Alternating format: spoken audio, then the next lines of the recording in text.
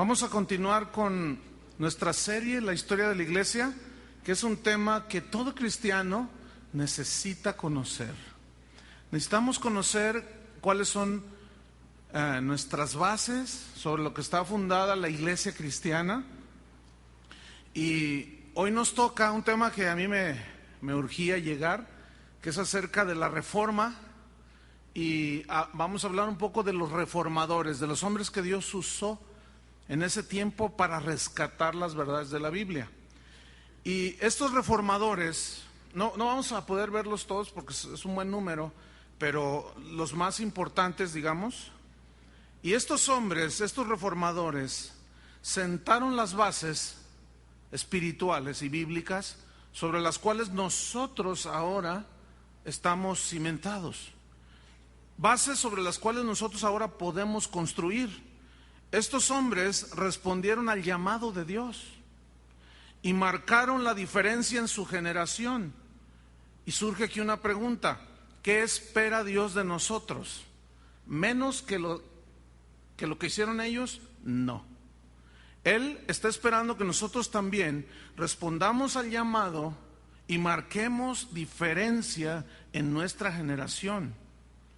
Estos reformadores en ese tiempo quebraron el sistema religioso, predicaron el evangelio en la forma más pura y sencilla: el justo por la fe vivirá. Su mensaje era 100% bíblico. Jesús, cuando predicó, trastornó a la religión de ese tiempo. ¿Qué espera Dios de nosotros? Que saquemos las escrituras y nuestro mensaje esté basado en las mismas. No podemos ir hacia otro lado. Desgraciadamente, pues la historia nos muestra que el hombre es necio y que no aprende de la historia y la vuelve a repetir. Y evocando al filósofo aquel que dijo que la nación que no aprende de su historia está condenada a repetirla. Y si nosotros no aprendemos de la historia cristiana en este caso, volveremos a repetirla. Lo trágico es que desgraciadamente la historia se está repitiendo.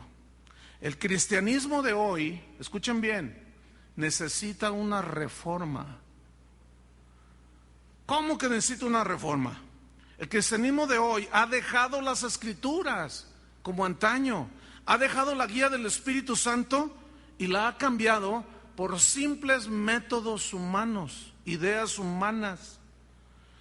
Sin embargo, al estudiar nosotros el tiempo de la reforma, tenemos una sólida base, es decir, lo que a los reformadores les tardaron 200 años en lograr.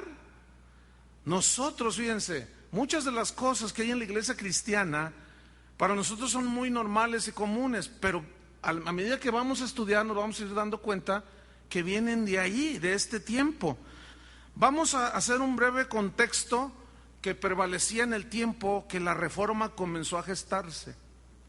En el siglo XIV de nuestra era, la iglesia, según la historia, declara que llegó a ser ya un nido de corrupción. El hombre tomó el lugar de Dios, se sentó en el trono que le pertenece a Dios, se sentó el hombre allí haciéndose igual a Dios. La iglesia adquirió un poder político, cerraron la Biblia, inventaron un montón de doctrinas heréticas, inventaron las indulgencias, que no es otra cosa más que licencia para pecar. Con una feria usted pagaba y salían del infierno, del purgatorio, y ya estaban limpios sus pecados. Vendían estas indulgencias. Los líderes religiosos de ese tiempo, algunos de los papas, no todos por supuesto, eran pervertidos, estaban corrompidos, puesto que al no conocer la Biblia no había revelación. Y la sangre de Cristo, el sacrificio de Cristo, no era suficiente, había que añadirle. Al cerrar las escrituras, eso es lo que le pasa al hombre, al ser humano. y a las sociedades que se dicen cristianas. Cierre usted la Biblia y va a comenzar con todos los métodos humanos y toda la filosofía humanista. Entonces había que añadirle, puesto que ya no había revelación, ya el sacrificio de Cristo ya no era suficiente. Mire, hace como, no sé, unos años vi en el canal Enlace algo que me sorprendió que lo estuvieran pasando ahí, porque supuestamente es un canal cristiano. Y lo que vi ahí, yo lo vi con mis propios ojos, era un grupo de cristianos, algunos se llamaban profetas, que llegaron al monte Everest y llegaron a las faldas del mismo. No pudieron escalarlo porque no son montañistas, ¿no? Pero se quedaron a las faldas del monte Everest y de pronto uno de ellos saca un maletín y lo abre y se pone un pañuelo azul y se lo enreda en la cabeza y dice: esto va a proteger mi mente, y se lo amarra. Y luego se saca otro pues lienzo rojo, se lo pone en la espalda y esto va a cubrir mis espaldas. Y la gente me empezó a llamar de aquí de la congregación: pastor, hay algo muy raro que está pasando ahí en el canal. Sí, yo lo estoy viendo. Enseguida, esta persona, que es un evangelista muy conocido, sacó una daga como de este tamaño y se hincó y dijo: Dios nos envió a derrotar a Satanás, porque nos mostró Dios que el trono de Satanás está en el Everest. Entonces tomó esa daga, la encajó en la tierra y le movió y decía gritando: escucho el gemido de Satanás, estás siendo vencido, muere Satanás. Y cuando yo miré eso dije: ¿qué está pasando aquí? Yo suponía que Satanás había sido vencido en la cruz del Calvario. Y ahora me salen estos tipos con que Dios les dijo que fueran a derrotar a Satanás al mismo ombligo del mundo, que es el monte Everest, según ellos. Pero qué ganas de añadirle al sacrificio, porque si así fuese, entonces el sacrificio de Cristo no fue completo. ¿Saben por qué ha sucedido eso, hermanos? Y sucede en nuestros días, y lo palpamos con nuestros propios ojos, porque hemos cerrado la Biblia. La hemos cerrado, la hemos hecho a un lado. Y eso no se vale. Esa gente derramó su sangre por rescatar las verdades de la Biblia. Y si hoy sucede eso, estamos repitiendo la historia. Le estamos añadiendo al sacrificio de Cristo. Y eso no se vale. Los cristianos creemos que el sacrificio de Cristo en la cruz fue suficiente. No hay que añadirle absolutamente nada para que éste sea completo. Cristo Jesús venció a Satanás en la cruz del Calvario y no hay que añadirle más. Todo lo que venga así que para añadirle está fuera de la Biblia. Bien, como reformador, muchos de ellos se enfrentaron a las más oscuras tinieblas de ese tiempo con las verdades del Evangelio. Ahora nos toca a nosotros, hermanos. Y bueno, que comience la reforma, que nadie tenga miedo, porque a algo hemos sido llamados en esta presente generación. Déjeme leerle, no lo busquen, nada más anoten los que lo están haciendo. Jeremías 51:20, escuche lo que dice. Esta es una palabra profética para usted. Martillo me sois y armas de guerra, y por medio de ti quebrantaré naciones, y por medio de ti destruiré reinos, y por tu medio quebrantaré caballos y a sus jinetes, y por medio de ti quebrantaré carros y a los que en ellos suben. Asimismo por tu medio quebrantaré hombres y mujeres, y por medio de ti quebrantaré viejos y jóvenes, y por tu medio quebrantaré jóvenes y vírgenes. También quebrantaré por medio de ti al pastor y a su rebaño. Quebrantaré por tu medio a labradores y a sus yuntas, a jefes y a príncipes, quebrantaré por medio de ti. Porque la palabra que Dios te dé, porque estamos abriendo la Biblia, hermanos, la palabra que Dios te dé, quebrantará. Y habrá un choque con el sistema religioso que prevalece en la iglesia cristiana de hoy. ¿Por qué? Porque jamás las doctrinas humanas, los pensamientos humanos han sido aceptados por Dios. Lo que el Señor acepta es, Jesús dijo, escudriñad las Escrituras, porque en ellas está todo. En ellas hablan de mí. Y quiero empezar con un hombre llamado John Wycliffe, que se le conoció como el traductor de la Biblia. Este hombre dijo lo siguiente: mientras tenga aliento, mientras tenga vida, hablaré y defenderé la palabra de Dios. Estoy dispuesto a defender lo que creo, aún a costa de mi propia vida. Él creía, este hombre, que todos podían conocer a Dios de una forma íntima y personal. Para usted esta expresión es muy común, pero déjame decirle algo. En su tiempo, este concepto era totalmente desconocido, era totalmente revolucionario. El hecho de escuchar a alguien que dijera, cada uno puede conocer a Dios de una manera personal, era algo que no, solo el Papa habla con Dios. Solo Dios habla con el Papa. Dios no puede hablar con cualquiera. Entonces, cuando este hombre dice que todos pueden conocer a Dios de una manera personal, eso chocó inmediatamente. ¿Cómo?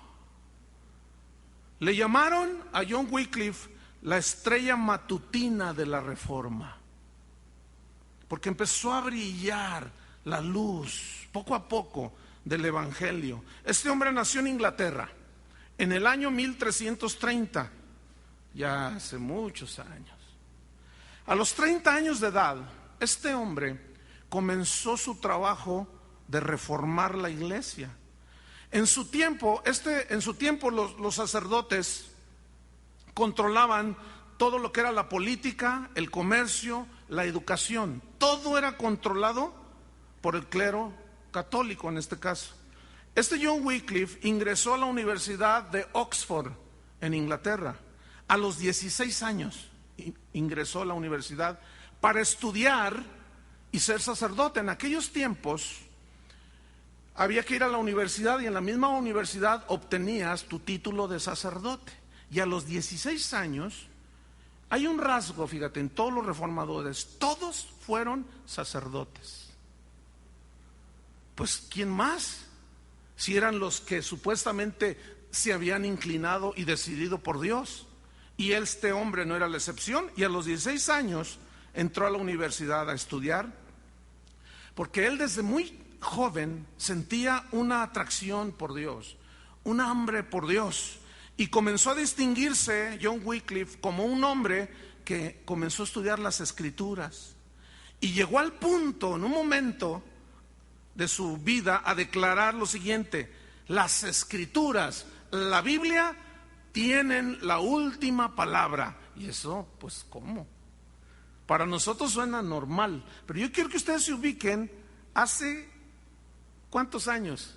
600 y pico de años, cuando era un oscurantismo total. Recordemos que en su tiempo, en el tiempo de Wycliffe, no había traducción al inglés de las Escrituras. No. Mire, las Escrituras existía solamente la traducción de Jerónimo al latín. Y el idioma latín era el idioma de los eruditos, decían ellos. Era el idioma de los ángeles, decían ellos. Sí, y solo los sacerdotes tenían acceso a la Biblia en latín, porque su erudición, su preparación académica al aprender latín, les daba la oportunidad de leer las Escrituras. Bien, en su tiempo, en el tiempo de este hombre, surgieron las indulgencias. Y el cobro del servicio religioso como bautizar, casar, etcétera, etcétera, con el cuento de que si no bautizaban a los niños, estos serían como un animalito. De allá viene eso. ¿Han oído eso? Ay, si no bautizas a tu niño y se te muere, es como un animalito.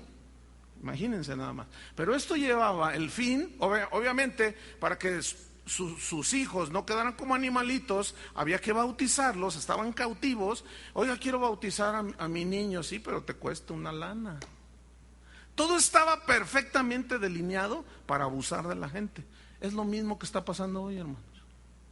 En esta ciudad, en Guadalajara, no estoy hablando de lejos. Hay iglesias cristianas que ya están cobrando casar.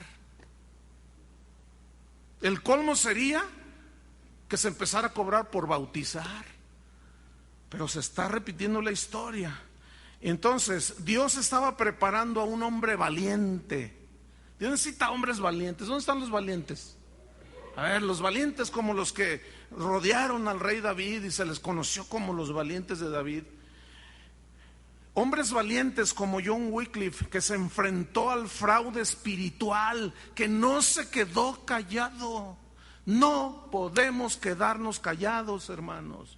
Estaríamos traicionando la palabra de Dios si nos quedamos callados y no denunciamos todas las corruptelas que existen en el cristianismo de hoy.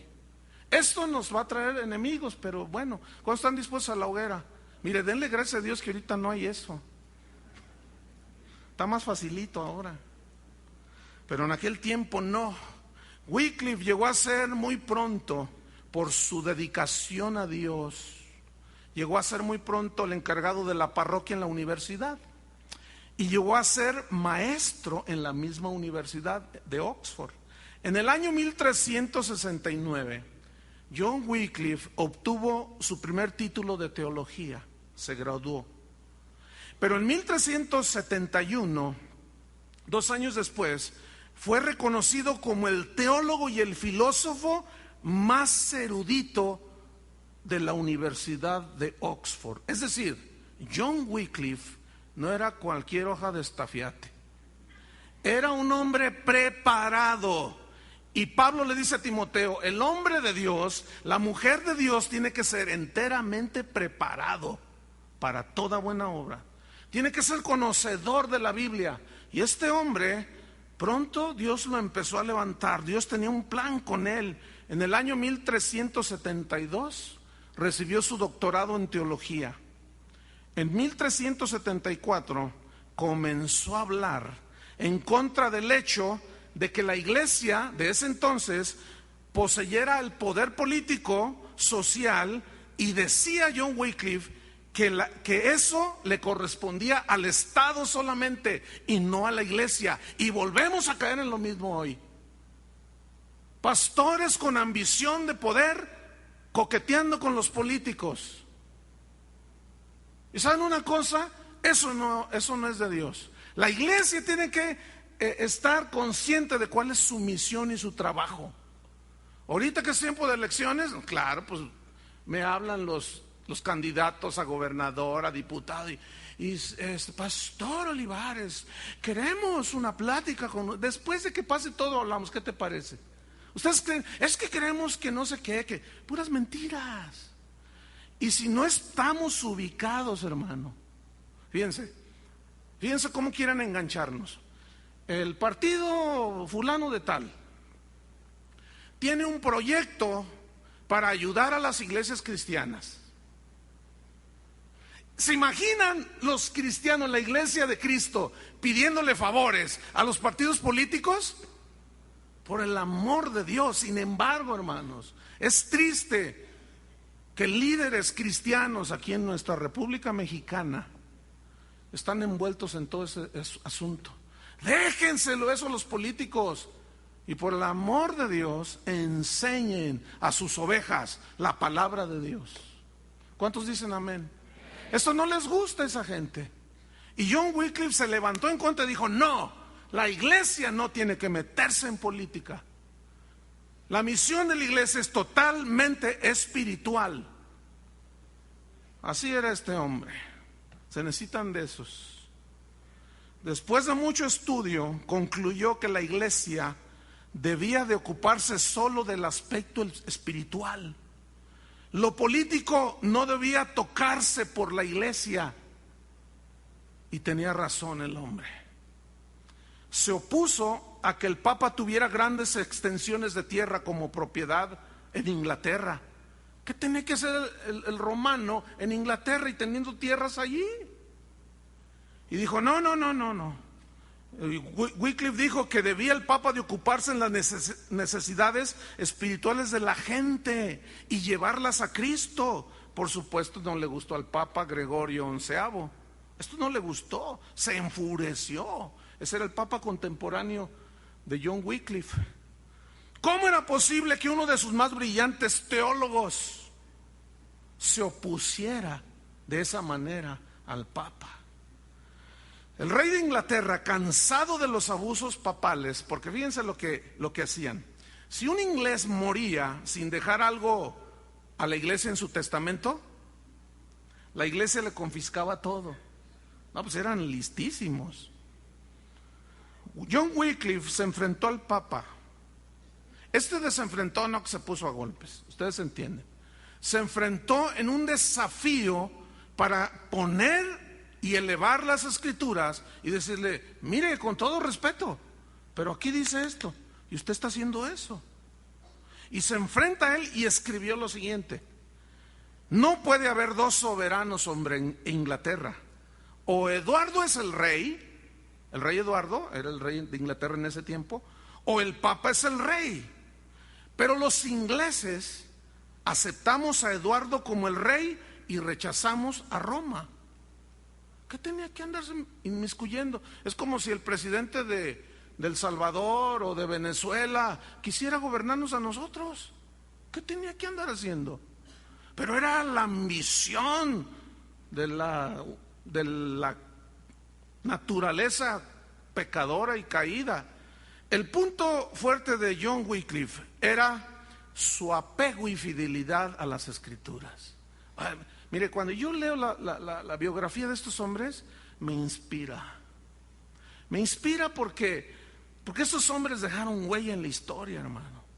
Y dice la Biblia que David, habiendo servido a su generación, murió y dejó huella.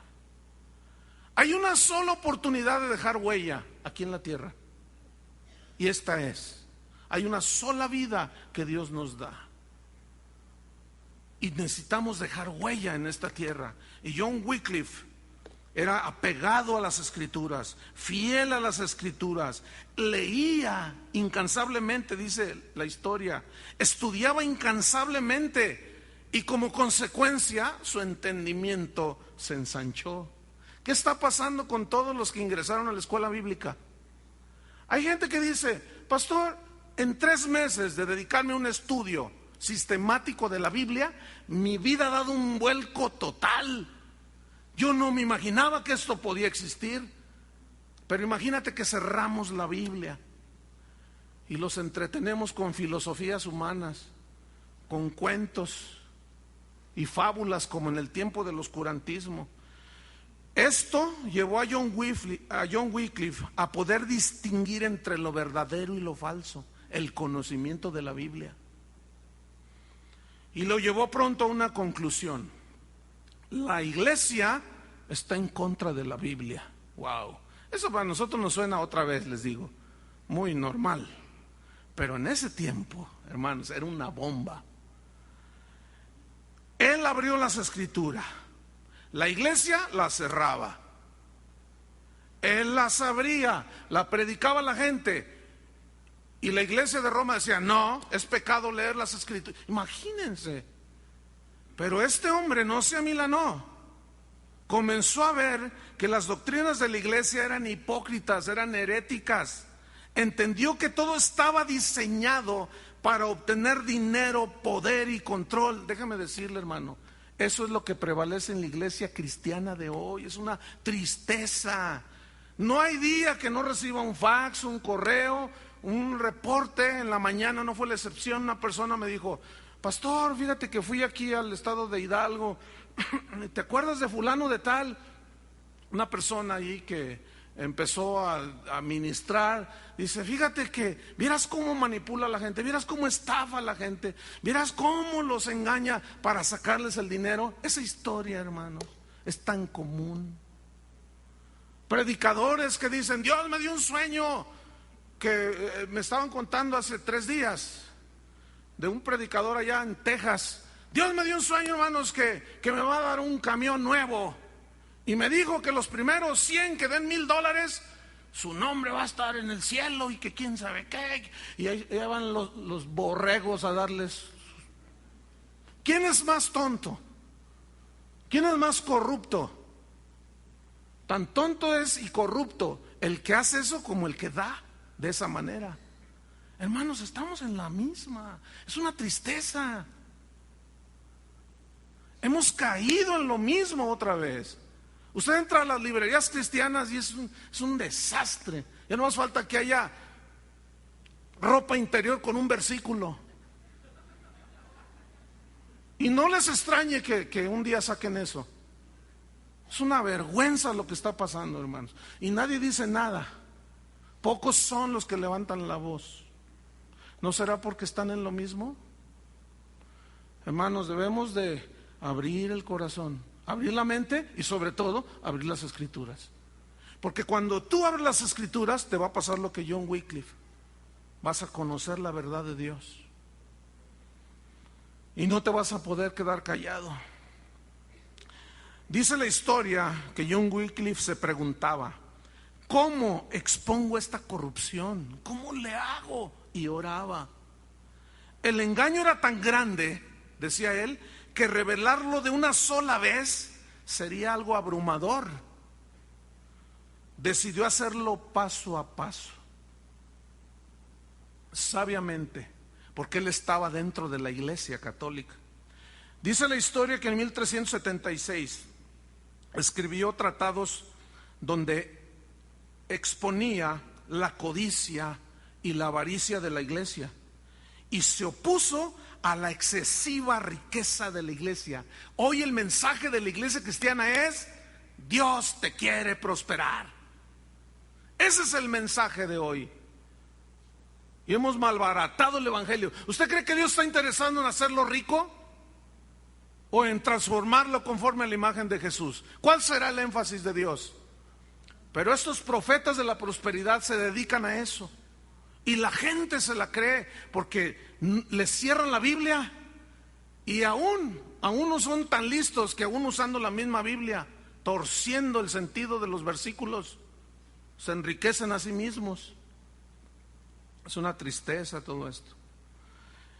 El mismísimo obispo de Londres, dice la historia, se sintió aludido. Dijo, caray, esto no me está gustando. Dice la historia que en febrero del 1377 llamó a John Wycliffe a responder ante un sínodo de obispos y gente del clero a los cargos que se le estaban haciendo de herejía. Imagínate, lo acusaron de hereje porque decía que debían de leer la Biblia. Un pastor una vez tratando un asunto, yo les he contado esto, tratando problemas de la iglesia cristiana, me dice, ¿tú qué opinas? Yo le dije, bueno, vamos a ver qué dice la Biblia. Y me dice, tú siempre con la Biblia. ¿Cómo? Tú sacas la Biblia. ¿Qué quieres que saque? ¿El libro vaquero o qué? Le dije, oye, tú eres pastor, ¿cómo me dices que yo siempre saco la Biblia? Pues ¿qué quieres que saque? ¿El libro del Mormón o qué? Es increíble. Y esto fue aquí en Guadalajara, ahí en mi oficina. Un pastor diciendo eso. Pues él dice que es.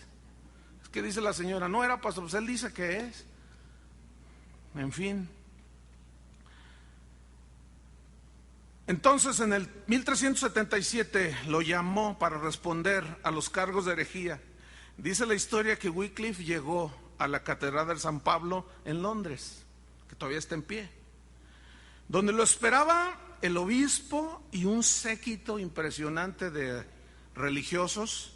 Pero dice la historia que John Wycliffe ya contaba con muchos simpatizantes que estaban abriendo los ojos y que se arma la trifulca. Se armó el San Quintín, el tracatraca. Se armó, porque entre empujones y todo, y que se agarraron a golpes. Porque en lo quemamos, lo quemas nada, me quemas a mí también, no. Y empezó. Y dice la historia que salió él ileso en esa ocasión de la catedral y salió corriendo.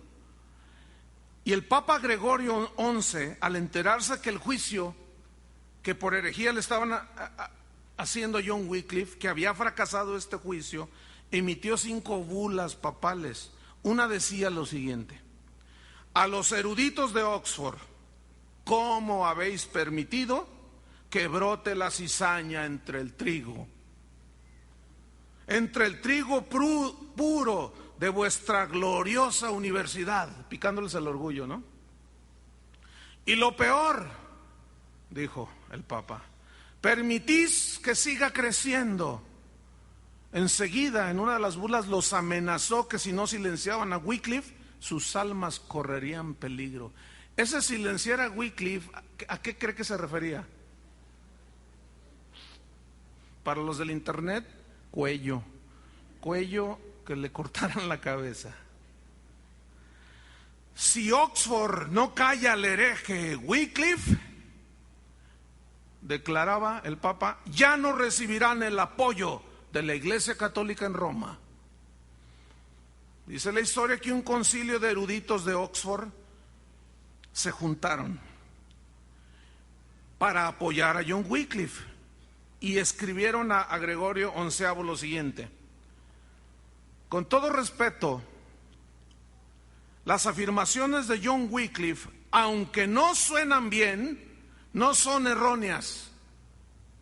Se armó, terminó de armarse la cosa. Para nosotros nos suena así como, ay, tan exagerado. Les voy a insistir y a reiterar, tienen que ubicarse de alguna manera en esa época para poder tratar de entender en el contexto en el que esta gente vivía. Bien, Wycliffe es citado a la corte de nuevo para responder a los cargos que el mismo Papa le hizo. Esto ya era gravísimo, ya directamente el Papa lo acusó. Fue llamado a la corte. Él, estando de pie ante decenas de obispos y de sacerdotes, dice la historia, escuchó las acusaciones que el Papa le hizo y contestó John Wycliffe: niego que el Papa tenga derecho alguno al dominio político, al dominio civil, y tampoco puede calificar o descalificar por medio de sus bulas. Y citó Hechos capítulo 5. Vamos a ver qué dice. Hechos capítulo 5, versículo 25. Se sabía la Biblia, estudió las Escrituras. Hechos 5, 25. Dice así: pero viniendo uno, les dio esta noticia: he aquí, los varones que pusisteis en la cárcel están en el templo y enseñan al pueblo. Entonces fue el jefe de la guardia con los alguaciles y los trajo sin violencia, porque temía ser apedreados por el pueblo. Cuando los trajeron, está hablando de los discípulos, los presentaron en el concilio, y el sumo sacerdote les preguntó, diciendo: ¿no os mandamos estrictamente que no enseñéis en ese nombre? Y ahora habéis llenado Jerusalén de vuestra doctrina y queréis echar sobre nosotros la sangre de ese hombre. Respondiendo Pedro y los apóstoles dijeron: es necesario obedecer a Dios antes que a los hombres. Es necesario obedecer a Dios antes que a los hombres. A mí no me importa, ni nos debe de importar cuán ilustre, ungido, embarrado, lo que usted quiera, sea un hombre que diga que es un hombre o una mujer de Dios, que nos diga: sí, así dice la Biblia, pero así digo yo. No nos debe de importar. Y decir: no, espérate, para mí es menester obedecer a Dios antes que a los hombres. Cualquiera que se atreva, escúchame bien, a decirte que no, que la Biblia no, que también estos libros y que también la revelación del apóstol Mimín Pingüín y no sé cuánta cosa, mándalo a volar. No tienes por qué creerle, porque entonces tú estarás comprometiendo el evangelio que Dios te ha conferido. Así estaba la cosa, hermanos. Los acusadores de Wycliffe se quedaron atónitos ante el desafío que estaba haciendo ante la máxima autoridad, ante la cabeza de la iglesia. Jamás nadie había desafiado al Papa, jamás. Pero un día Dios puso un espíritu diferente en ese hombre. Y su enfrentamiento no era en la carne, no era de odio, era de amor por Dios y amor a la iglesia. Amor por los que Cristo había muerto en la cruz. Se volvió a armar el San Quintín, el traca, la cámara húngara. Pero milagrosamente dice la historia que volvió a salir vivo, porque en ese tiempo era hoguera o te cortaban la cabeza. Desesperados, los religiosos le prohibieron predicar en público.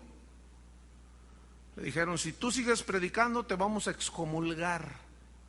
Acuérdense que él era sacerdote católico, Pero fíjense qué cosas, se sometió, ya no predicó, pero no contaban con su astucia.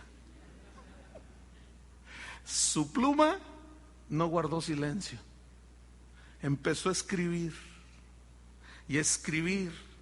Y dice la historia que adiestró en privado a un grupo de hombres y mujeres a los que llamó hombres evangélicos. Estos hombres viajaron por toda Inglaterra predicando el evangelio, hablándoles de las buenas nuevas que habían encontrado en el idioma de ellos, a la misma vez que denunciaban los abusos de la iglesia romana.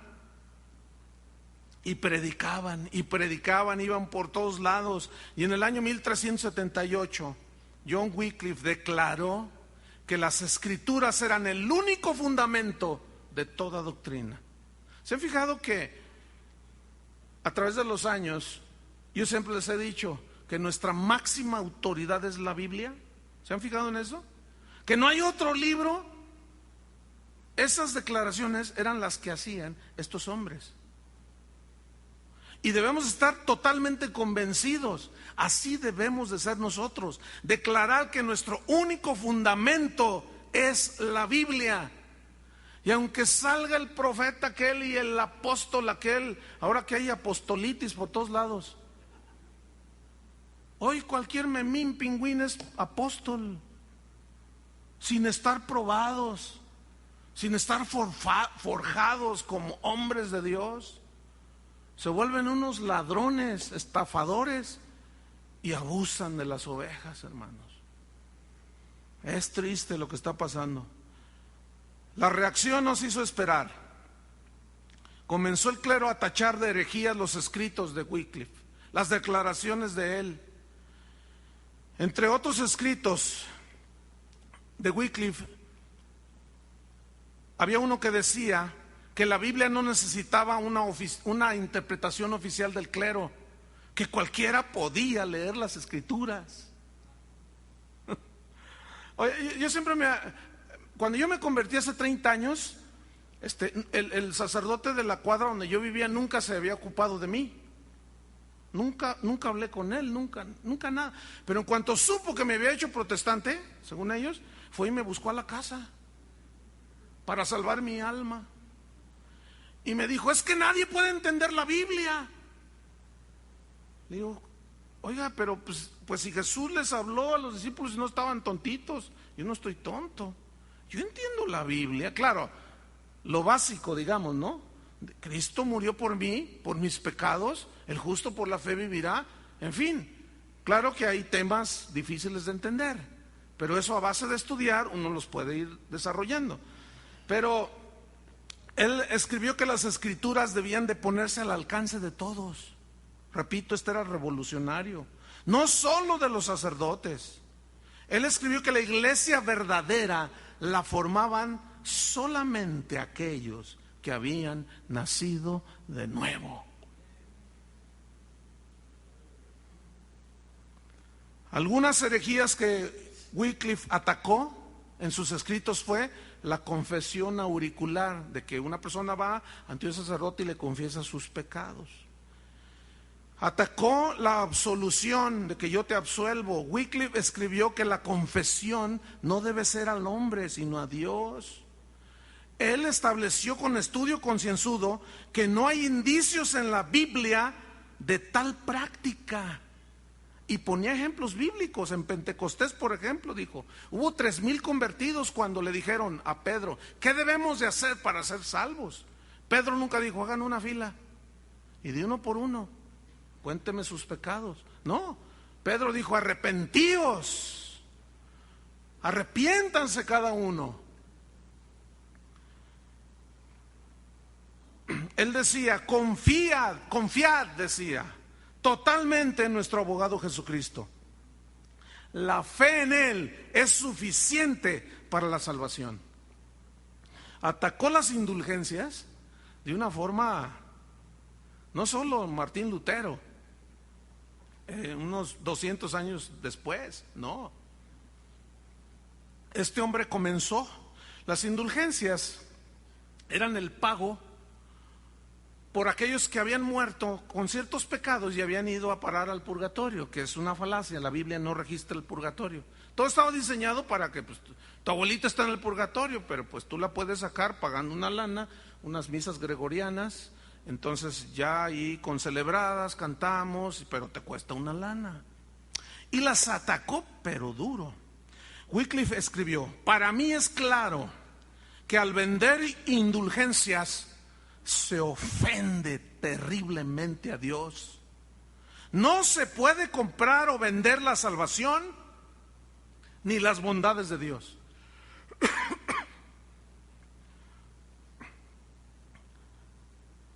Imposible, no se puede. No se puede hacer, no se pueden comprar como se compra un asno o un animal. Hablaba fuerte. Fíjense, él dijo, esta herejía ha provocado inmoralidad en la gente, porque pago y ya. Él declaró que las indulgencias papales son una herejía y una blasfemia, porque contradicen y atacan el sacrificio de Jesús.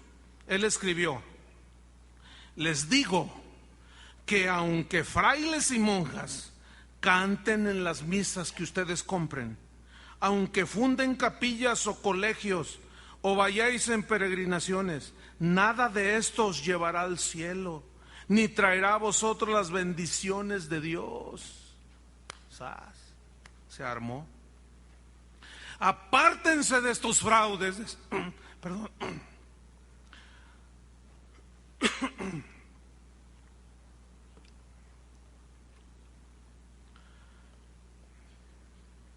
Apártense, decía, de estos fraudes, cuyo origen es el anticristo, decía. Se puso bravo el hombre, pero no era para menos. El hombre había nacido de nuevo. Confíen solo en Cristo, predicaba. Confíen solo en su palabra, no hay más.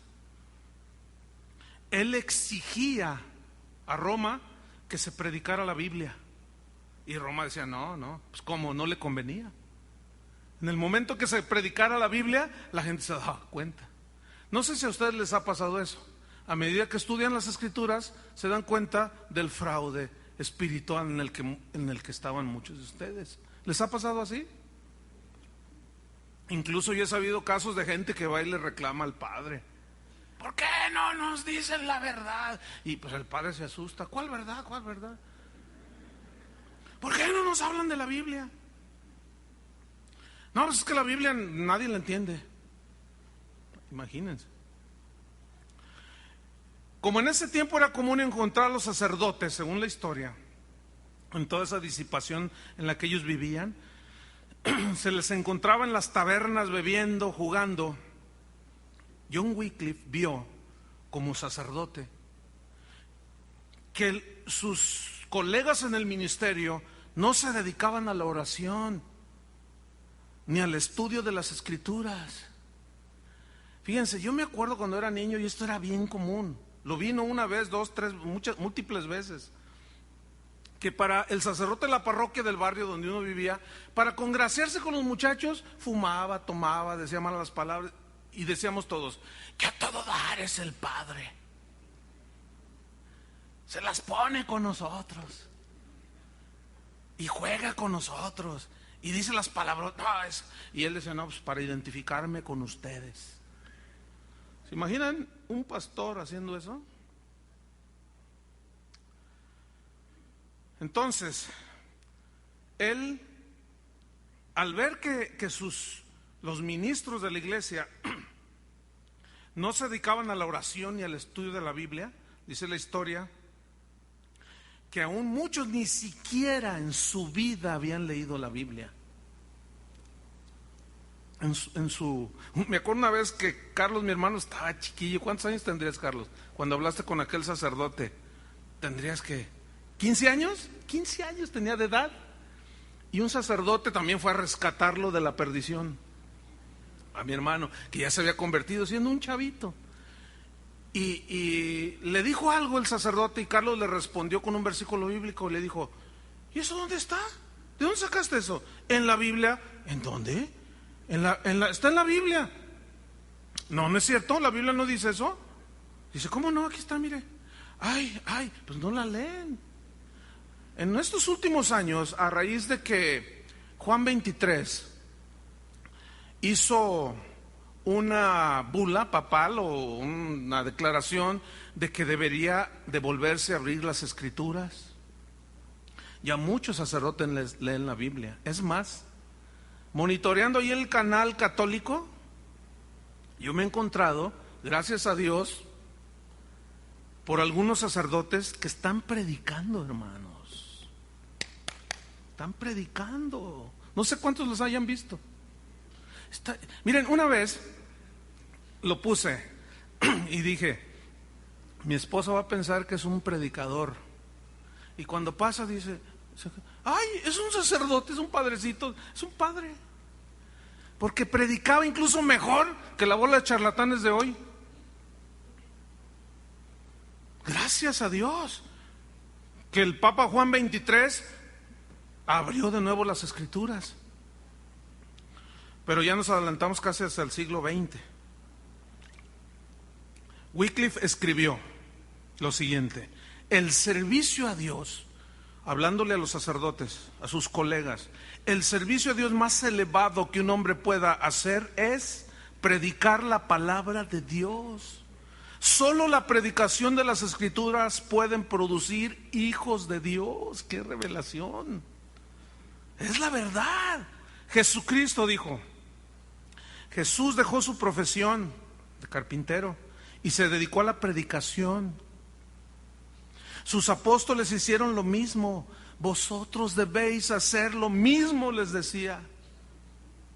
Y hoy nos encontramos con tremendos hombres de Dios que ahora andan vendiendo seguros de vida y se meten en los negocios y andan envueltos ahí en conciertos para sacar dinero y se meten a empresarios. Gente que Dios llamó. Y Pablo escribió, ninguno que milita se enreda en los negocios de la vida. Ninguno que siendo llamado se enreda en los negocios de la vida. Atacó fuertemente la Eucaristía. Wycliffe escribió lo siguiente: la transubstanciación no se encuentra en las escrituras. El hecho de que el vino y el pan se convierten en la carne y en la sangre literal de Jesús no es bíblico. Decía él, no se habló de ella hasta el siglo XII, en el concilio de Letrán. Esta doctrina, dijo John Wycliffe, es blasfema, conduce a las personas a la idolatría. ¿Han visto eso de la adoración? Al Santísimo le llaman, ¿no? ¿Cómo vamos a adorar Fíjense lo que él dijo: debemos volver a la fe y práctica de los primeros cristianos. Debemos de volver, decía él. Él escribía, algunas expresiones en la Biblia deben de tomarse en forma literal, sin figuraciones, decía él, pero hay otras que no deben de tomarse en sentido figurado. Por ejemplo, es en sentido figurado, decía él, cuando dice la Biblia que Cristo es la roca. Él no es una roca. Cuando Jesús decía que él era la vid, ¿por qué entonces decía Wycliffe, no adoráis una roca o una vid? Haciéndolo reflexionar, y la gente decía, oye, pues de veras, ¿verdad? También dijo Jesús, yo soy la puerta, pues vamos a adorar una puerta. También dijo, yo soy el camino, pues vamos a adorar un camino. También dijo, ¿cuántas cosas no dijo Jesús? Yo soy la luz delante del foco. O sea, es totalmente irracional eso. ¿Y por qué si un pedazo de pan y media copa de vino? Dice la historia que en el año 1380 sonó la alarma en Oxford. ¿Qué sucedió? Por instrucciones del Papa se reunieron 12 doctores en teología. 12 doctores en teología, 12 doctores en divinidades, para discutir lo que John Wycliffe estaba diciendo. Y se decidió todo por votos. 7 votos fueron en contra de John Wycliffe y 5 a favor. Y la iglesia se preocupó por los 5 y dijeron, a ver, no, a ver, esos 5 que están a favor de John Wycliffe y que los amenazan con bajo pena de excomunión. Dice la historia que John Wycliffe se distanció de Oxford por la presión que estaba recibiendo, pero sus convicciones siguieron fuertes, cada día más fuertes. Al sentirse aislado de todo y de todos, se refugió ¿en quién creen? Pues en Dios. Él hizo algo que tú y yo comúnmente no hacemos. Cuando se nos viene la tribulación, la aflicción, algunos hasta van al psicólogo para que los ubique. ¿Ven? Nos hace falta la verdadera fe en Dios y en la palabra, en las escrituras.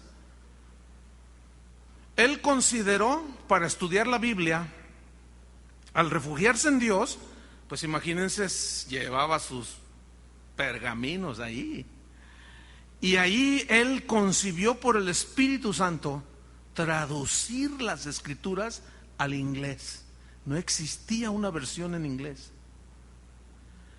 Y él consideró 5 reglas para estudiar la Biblia. Número 1, traducir un texto confiable. Número 2, comprender la lógica de las escrituras. Número 3, comparar las escrituras entre sí para comprobar que no se contradicen. Número 4, tener una actitud humilde en el estudio de las mismas, porque es hablando con Dios. Y número 5, recibir la guía del Espíritu Santo. Cosas que se han perdido el día de hoy.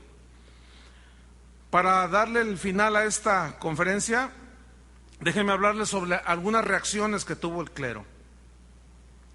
Cristo entregó el evangelio a los doctores cultos de la iglesia, decía el clero, para que ellos la administraran a los laicos. Pero ese tal Wycliffe lo ha traducido al inglés y no al latín, que es el idioma de los ángeles y de los clérigos eruditos. De tal manera es que la perla del evangelio es echada y pisoteada por los cerdos. Hazme favor. El arzobispo de Canterbury, en Londres, Inglaterra, escribió: ese miserable y pestilente John Wycliffe, de dañina memoria, hijo de la serpiente antigua, era el único verso que sabía de la Biblia. Heraldo e hijo del anticristo, dijo, que se atrevió a traducir al inglés las escrituras, hombre coronado de maldad. Así le dijo, fíjense. La vida y obra de John Wycliffe honraron la sangre que Jesús derramó, poniéndola al alcance de todos. Qué tremendo, hermano. Poner al alcance de todos la sangre que Cristo derramó en la cruz del Calvario. Mientras que el clero la guardó en una caja secreta. Dice la historia que en 1384, mientras escuchaba un sermón, John Wycliffe, ya anciano, pasaron los años, una embolia terminó con su vida. El 31 de diciembre del 1384 sucedió esto. El buen siervo y fiel había partido con el Señor que tanto había amado, al que con tanta vehemencia había servido y predicado.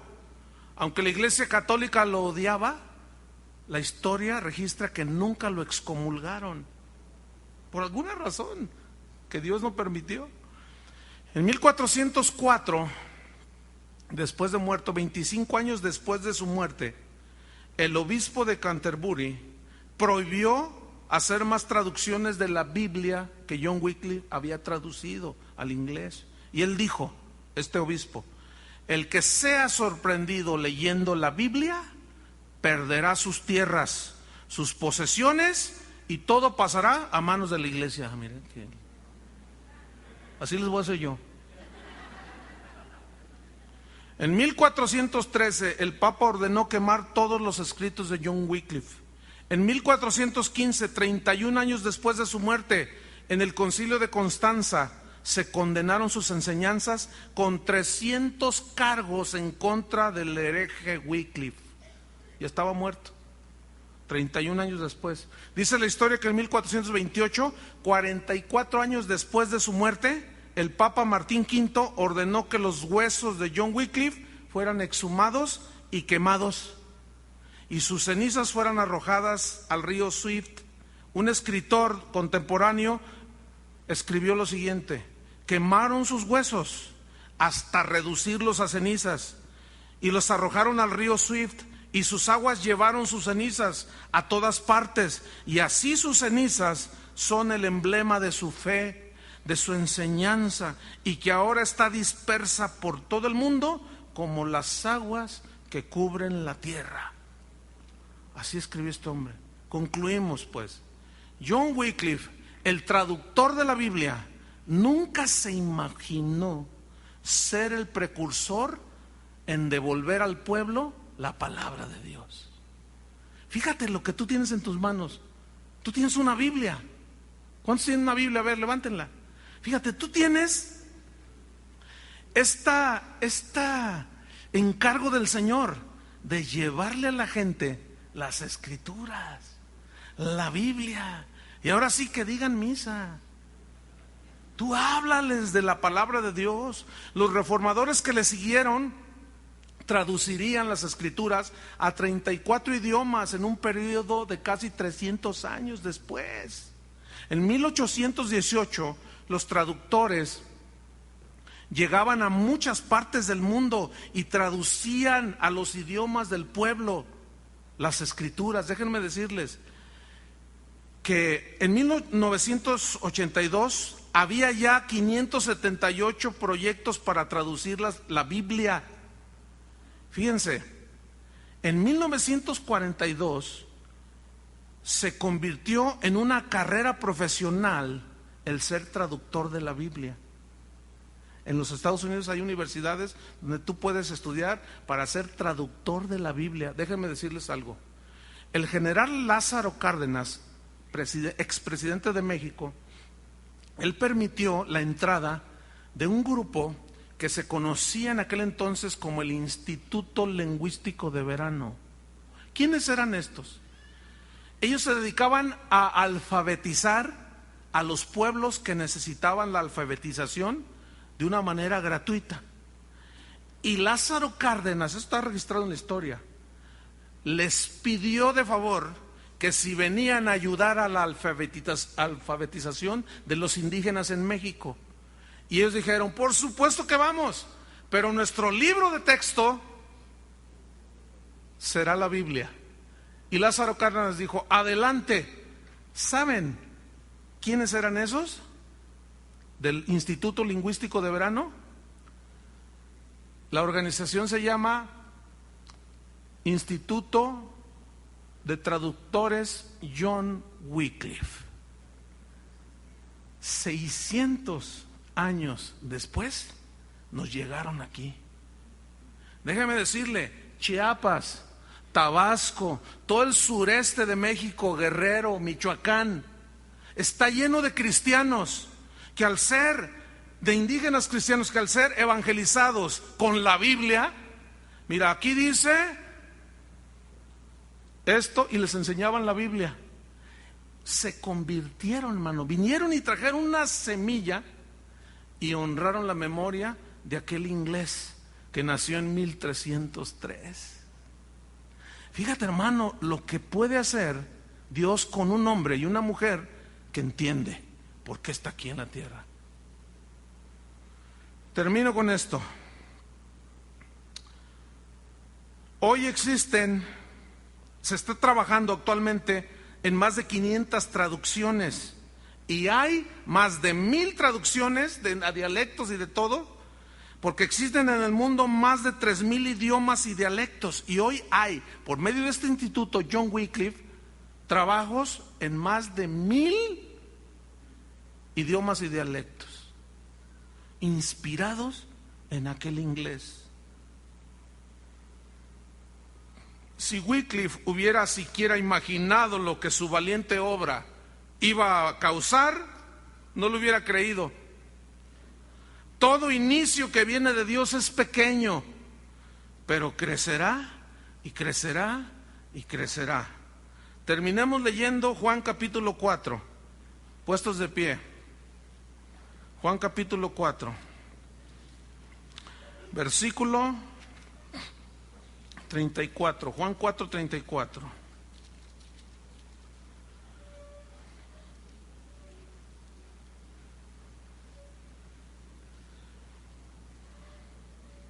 Vamos a leer las palabras de Jesús y recordar la valentía de un hombre llamado John Wycliffe. Dice así: Jesús les dijo: mi comida es que haga la voluntad del que me envió y que acabe su obra. ¿No decís vosotros, aún faltan 4 meses para que llegue la siega? He aquí os digo, alzad vuestros ojos y mirad los campos, porque ya están blancos para la siega. Y el que siega recibe salario y recoge fruto para vida eterna, para que el que siembra goce juntamente con el que siega. Porque en esto es verdadero el dicho: uno es el que siembra y otro es el que siega.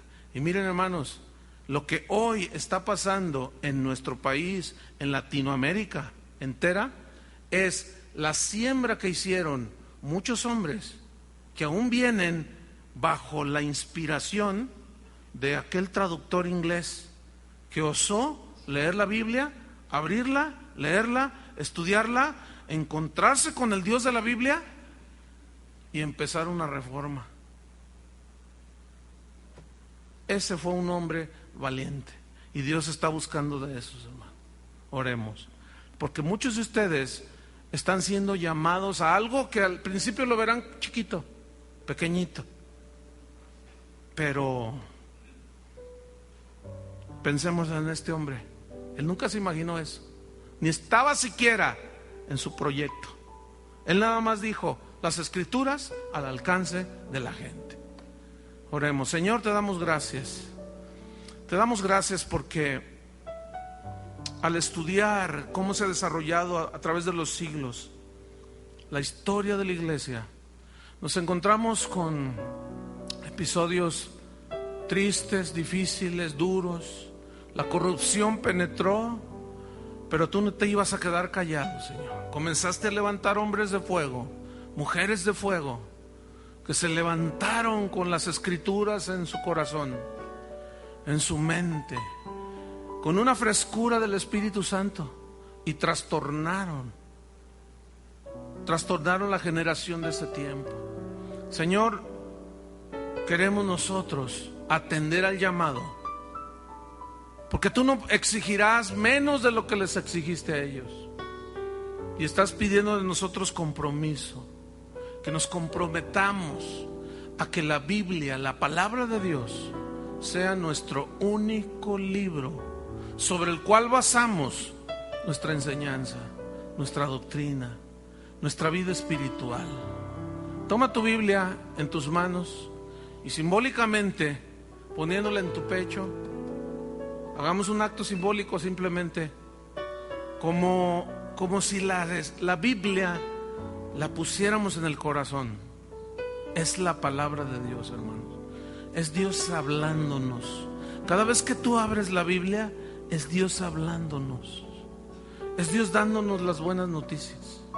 Esa palabra debe ser atesorada en el corazón. Amén. Repite estas palabras al Señor, que yo te voy a decir, pero díselas a Él con corazón sincero.